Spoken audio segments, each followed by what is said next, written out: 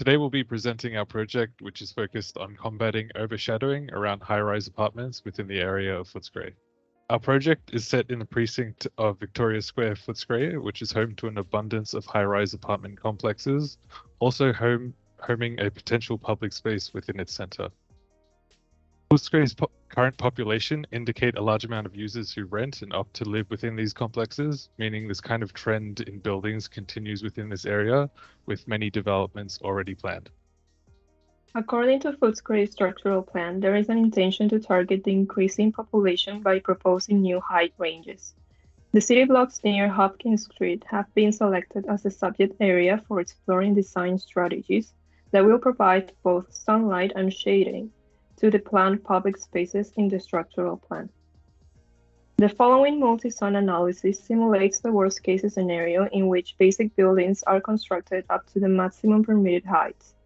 This highlights a poor control of sunlight access into public spaces that remain mostly shaded throughout the year and fails to offer shading during summer.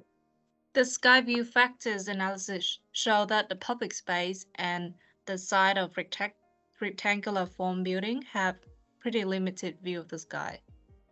Design strategies in previous projects have included triangular or tapered shapes, setbacks, or even a honeycomb-shaped facade to help deflect sunlight and reduce shadows. After conducting a building shape test following the strategies from these precedents, no extraordinary results were obtained.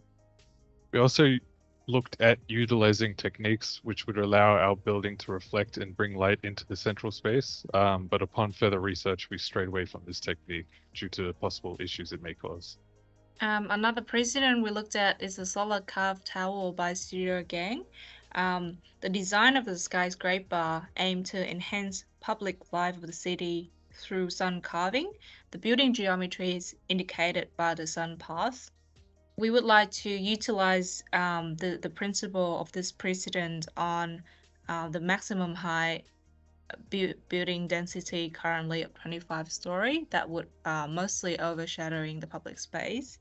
The extent of which we apply it depends on the hours of usage.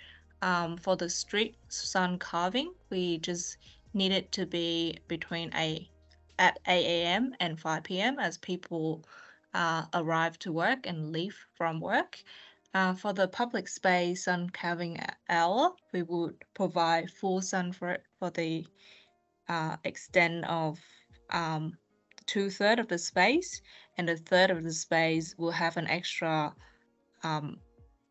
full sun at midday, which is around time when people are having lunch. So at that time, there will be a full extent of the public space to have full sun.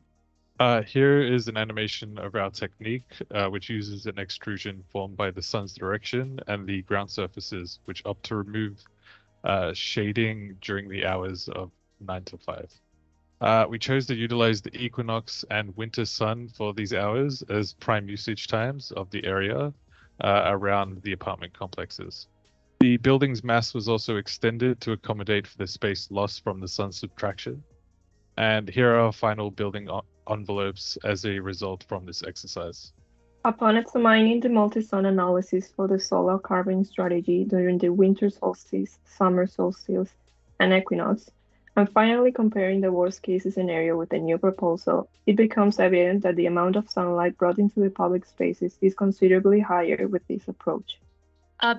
Besides all of our strategy to overcome the overshadowing of the space through sun carving, we also explore a few other strategies to provide good shading in summer as well. For example, the public space got 2-story with the top level have some cutout geometry that allows some sun in while provide shading as well at the bottom. So people could choose to either be in the sun or in the shade.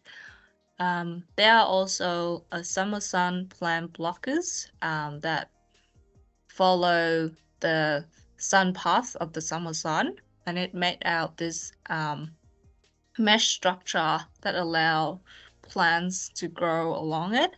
And in summer, if the plants will have provide some more shading down to the street level, And in winter, as the leaves are gone, it will provide full sun as well.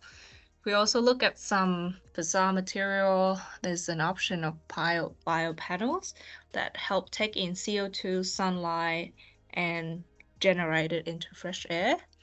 And another option is the Guardian Sun Guard, is a coated glass that help bring in light without taking on the sun excess heat.